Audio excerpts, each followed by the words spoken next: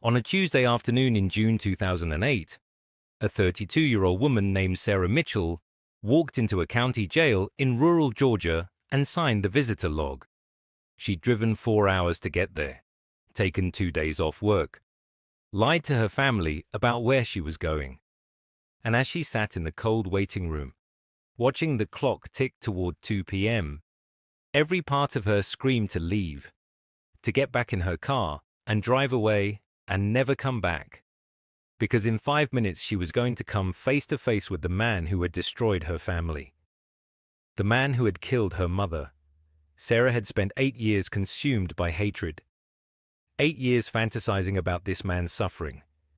8 years believing that forgiveness was for weak people who didn't understand real pain. And now she was here to do the impossible thing. The thing God had been asking her to do for 3 years. The thing she'd fought against with every fiber of her being. She was here to forgive him. What Sarah didn't know, what she couldn't know, was that this single act of obedience would become the most liberating moment of her life. That choosing forgiveness wouldn't just change her. It would change everyone around her. And it would take 12 years for her to fully understand why. To understand what brought Sarah to that jail, we need to go back to when she was a child. Sarah grew up in a small town outside Savannah, Georgia. Her mother, Rebecca, was the town's master gardener. People came from 3 counties over to buy her plants, to get her advice, to walk through her gardens. But Rebecca didn't garden for profit. She gardened because she believed beauty could heal things. Sarah's earliest memories were of her mother's hands in the soil, teaching her the names of flowers, showing her how to prune without harming, explaining that gardens require patience. You plant seeds today for blooms you won't see for months. Rebecca would say, "A garden teaches you everything you need to know about life, baby girl. You reap what you sow. You can't rush growth. And sometimes, the most beautiful things come from the hardest seasons." Sarah's father had left when she was 4, just walked out one day and never came back. But Rebecca never spoke bitterly about him. When Sarah asked why, her mother said, "Bitterness is like a weed, Sarah. If you let it grow in your heart, it'll choke out everything good." Sarah didn't fully understand that then, but she would. Sarah was 24 when it happened. May 15th, 2000, a Monday night. Her mother was driving home from a church meeting, a prayer group she'd attended every Monday for 15 years. The route was familiar, a country road she'd driven 1,000 times. James Cordell was driving drunk, his 3rd DUI. He ran a red light at 70 miles an hour and hit Rebecca's car on the driver's side. She died instantly. James Cordell survived without a scratch. The trial happened 6 months later. Sarah sat in that courtroom every single day, staring at the back of James Cordell's head, willing him to turn around, to look at her, to show some sign of remorse. He never did. His lawyer argued for leniency. James had a family, 3 kids. He'd made a terrible mistake, but he wasn't a bad person. He'd already lost his job. His marriage was falling apart. He was suffering too. Sarah wanted to scream, "He's suffering. My mother is dead. She's not coming back. His kids still have a father. I'll never have my mother again." James Cordell got 8 years. With good behavior, he'd serve 5 years for a life. When the sentence was read, Sarah felt something harden inside her chest, something cold and immovable. She leaned over to her aunt and whispered, "I hope he rots in there. I hope every single day is torture. I hope his kids forget what he looks like. I hope he dies alone." Her aunt squeezed her hand but said nothing. Sarah meant every word. For the next 3 years, Sarah's life revolved around her hatred. She moved back into her mother's house. Couldn't bring herself to sell it. But she also couldn't bring herself to tend the gardens. She let them grow wild, let the weeds take over, let everything her mother had built slowly die. Neighbors offered to help. She refused. Her aunt invited her to church. She stopped going. Friends tried to reach out. She pushed them away. Sarah got a job at a bank. Showed up, did the work, went home. That was it. No hobbies, no relationships, no joy, just existent. But every night, she'd sit in her mother's house and imagine James Cordell suffering. She'd research prison conditions, read about violence inside, hope he was experiencing all of it.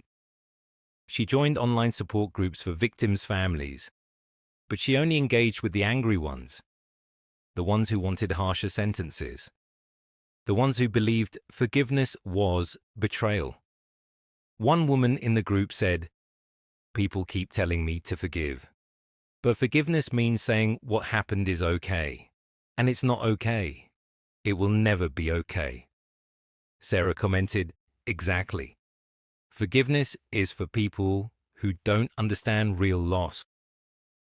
The comment got 53 likes. Then, in 2003, 3 years after her mother's death, something unexpected happened. Sarah's aunt, Linda, Rebecca's sister, invited her to Sunday dinner. Sarah almost said no. She'd been avoiding family gatherings. But Linda was persistent. When Sarah arrived, she found Linda in the kitchen with a stranger, a woman maybe in her 50s, with kind eyes and a gentle smile. "Sarah, this is Pastor Margaret from Hope Community Church. She knew your mother." They sat down to eat, and Pastor Margaret started talking about Rebecca, about how she'd bring flowers to the church every Sunday, how she'd teach gardening classes to troubled teenagers, how she'd had this incredible ability to see potential in people everyone else had given up on. Sarah listened, uncomfortable. She didn't like talking about her mother. It hurt too much. Then Pastor Margaret said something that stopped Sarah cold. "Your mother once told me that she prayed for your father every single day, even after he left, even after he never came back. She said holding on to anger would poison her, and she refused to let his choice destroy her peace." Sarah put down her fork. "She forgave him after he abandoned us?" "She did, and she told me it was the hardest thing she'd ever done, but also the most freeing." Sarah stood up. "I need to go." She left without explanation, drove home, sat in her car in the driveway of her mother's house, shaking. Forgiveness? That's what killed her mother's spirit? No. Sarah wouldn't do it, couldn't do it. Forgiving James Cordell would mean her mother's death didn't matter, would mean he got away with it. But that night, she couldn't sleep. She kept thinking about her mother's hands in the soil, her mother's voice. Bitterness is like a weed. If you let it grow in your heart, it'll choke out everything good. And Sarah realized the weeds had taken over, not just in the garden, in her. Sarah started going back to church, not because she wanted to, but because she couldn't shake what Pastor Margaret had said. The sermons felt different now, or maybe Sarah was different. Every week it seemed like Pastor Margaret was preaching directly to her, about Joseph forgiving his brothers who sold him into slavery, about Jesus saying, "Father, forgive them," while hanging on a cross, about Stephen praying for the people stoning him to death. And Sarah wanted to stand up and shout, "That's not realistic. Those are Bible stories. In the real world, forgiveness is weakness." But she kept coming back. One Sunday, Pastor Margaret preached on Matthew 6, verse 14 to 15. "For if you forgive other people when they sin against you, your heavenly Father will also forgive you.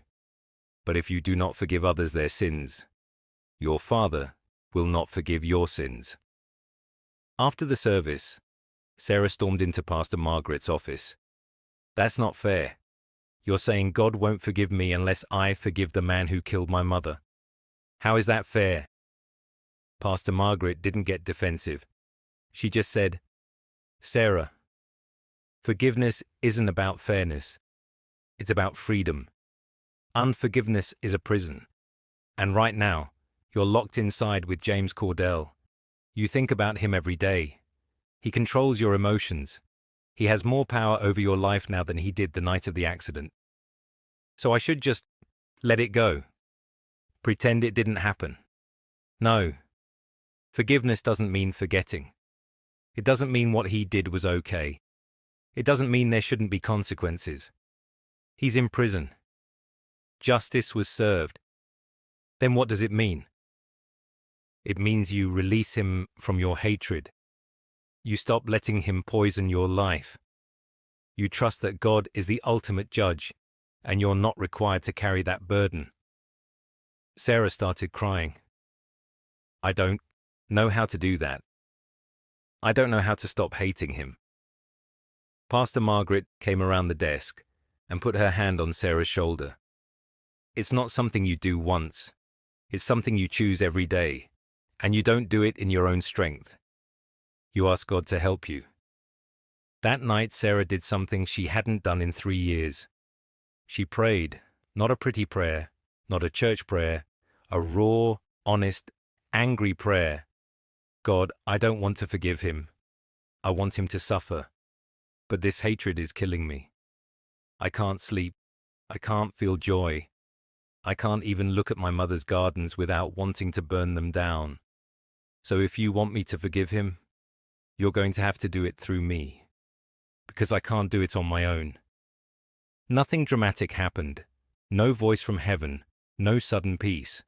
But Sarah felt something shift, just slightly, like a door opening a crack. The next morning, she walked into her mother's garden for the first time in 3 years.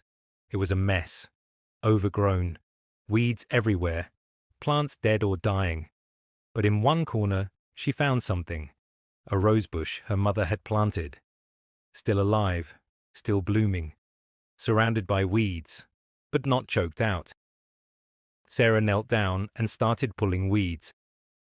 For the next 2 years, Sarah worked on 2 gardens simultaneously.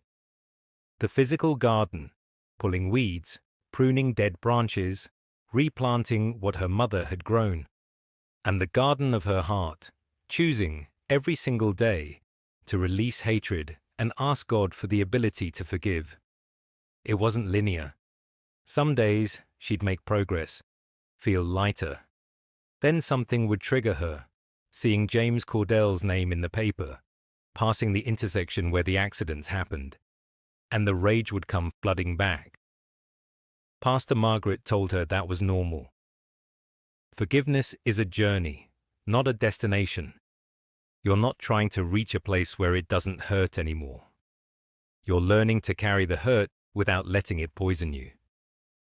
In 2005, 5 years after her mother's death, Sarah was working in the garden when she heard a voice. Not yet, but soon. She froze, looked around. No one there, but she knew what the voice meant. She knew what God was asking her to do. No, she said out loud. I've forgiven him in my heart. Isn't that enough? Silence. You want me to go see him? To tell him I forgive him? That's too much. But over the next 3 years, that voice kept returning. Gentle, persistent. Not yet, but soon.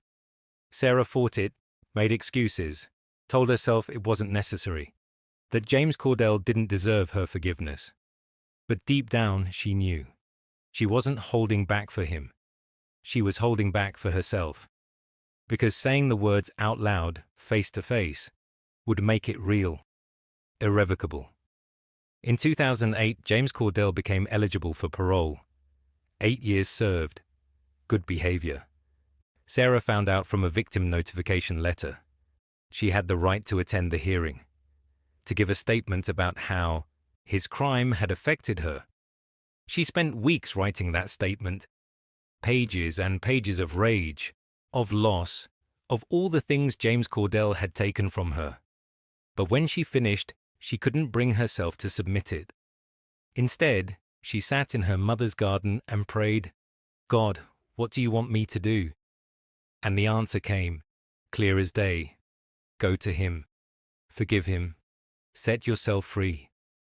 Sarah cried for an hour, not tears of sadness, Tears of surrender. She knew what she had to do. She didn't go to the parole hearing. Instead, she contacted the prison and arranged a private visit. The drive took 4 hours. The whole way, she prayed. Not for strength to forgive, she'd already chosen that. She prayed for the words, for the grace, for God to speak through her. When she arrived, signed in and sat in that cold waiting room, her hands were shaking. A guard called her name. Mitchell. Follow me. She stood, walked down a long hallway, through metal doors, into a small visitation room with a table and 2 chairs. And then James Cordell walked in. James Cordell looked different than Sarah remembered. Older, greyer, thinner.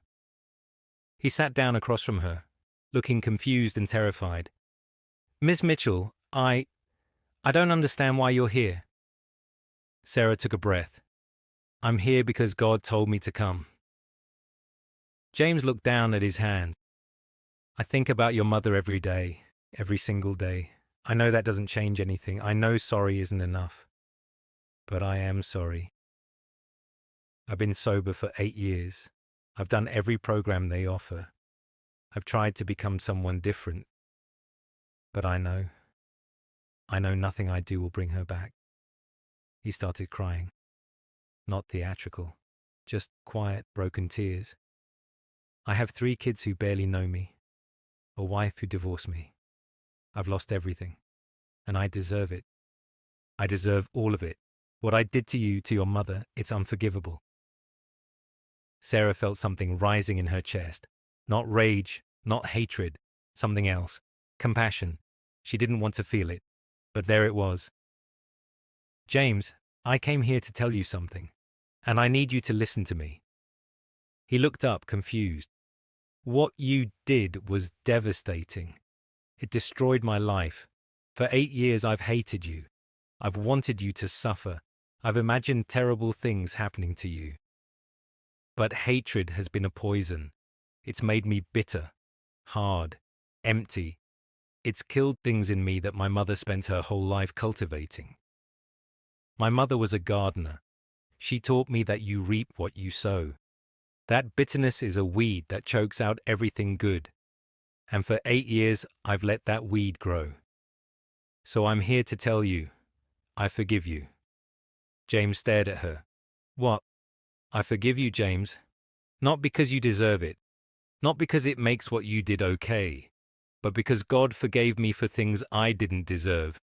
And He's asking me to do the same for you."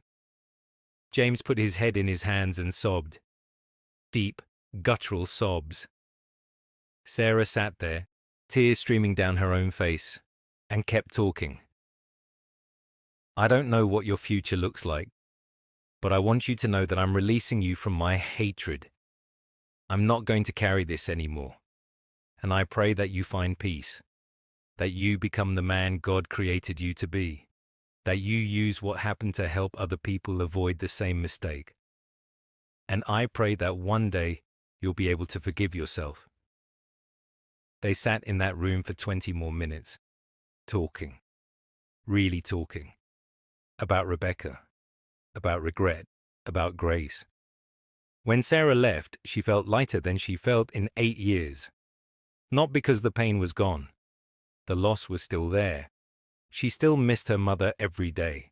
But the weight, the crushing, suffocating weight of hatred, was gone.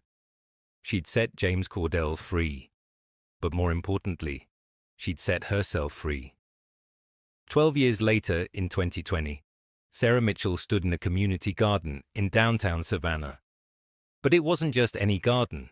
It was Rebecca's Garden, a non-profit Sarah had founded in her mother's memory. The garden was beautiful. Vegetables, flowers, fruit trees. But more than that, it was a healing space. Sarah ran programs for people dealing with trauma, addiction, grief. She taught them to garden, and through gardening, she taught them about forgiveness. "A garden teaches you everything you need to know about life," she'd tell them, echoing her mother's words. "You reap what you sow. You can't rush growth. And sometimes the most beautiful things come from the hardest seasons. But she'd added something her mother never said. And weeds will always try to grow. Bitterness, anger, unforgiveness. You have to pull them out. Not once, every day. That's the work. One afternoon, a woman came to the garden, maybe mid-30s. Carrying pain in her eyes, Sarah recognized. "I heard you help people who've lost someone," the woman said. "My sister was killed by a drunk driver 2 years ago, and I can't stop hating him." Sarah put down her trowel and invited the woman to sit. "Tell me about your sister." As they talked, Sarah shared her own story. About Rebecca, about James, about the 8 years of hatred and the day she chose to forgive. The woman listened, tears streaming down her face. "How?" she finally asked. "How did you do it?" Sarah said, "I didn't do it alone. I couldn't have. God did it through me. And it wasn't one moment. It was a choice I made every day for years. Some days I had to choose it 100 times. But here's what I learned. Forgiveness isn't about the person who hurt you. It's about you. It's about refusing to let what they did define the rest of your life. It's about taking back your power, your peace, your future. My mother is still gone. That will never change. But I got to choose what I did with the loss. I could let it make me bitter and hard, or I could let it make me compassionate and strong. This garden exists because I chose forgiveness. All these people who found healing here, they exist because I stopped letting hatred control me. So no, forgiving James Cordell didn't bring my mother back, but it gave me my life back. The woman sat quietly for a long time. Then she whispered, "Will you help me? Will you teach me how to do what you did?" Sarah smiled. "Yes. We'll start with the weeds. Maybe someone has hurt you so deeply that forgiveness feels impossible. Maybe you're carrying hatred that's eating you alive. Maybe you think forgiving them means what they did was okay, and it's not okay, and it never will be. I want you to hear this. Forgiveness is not about them. It's about you. Forgiving someone doesn't mean they don't face consequences. It doesn't mean you forget. It doesn't mean you let them hurt you again. It means you stop letting their choice poison your life. You release them from your hatred so you can be free. And here's the truth. You can't do it alone. Sarah couldn't. I can't. You can't. But God can do it through you, if you're willing to ask Him. It won't happen overnight. It's a choice you'll make every day. Some days, you'll have to choose it 100 times. But every time you choose it, you're pulling a weed. You're making space for something beautiful to grow. Sarah's mother was right. Bitterness is like a weed. If you let it grow in your heart, it'll choke out everything good. But forgiveness? Forgiveness is like a garden. It takes time. It takes work. It requires daily attention. But the harvest is worth it. Ephesians 4 verse 31 to 32. Get rid of all bitterness, rage and anger, brawling and slander, along with every form of malice. Be kind and compassionate to one another, forgiving each other, just as in Christ God forgave you. Choose forgiveness, not for them, for you.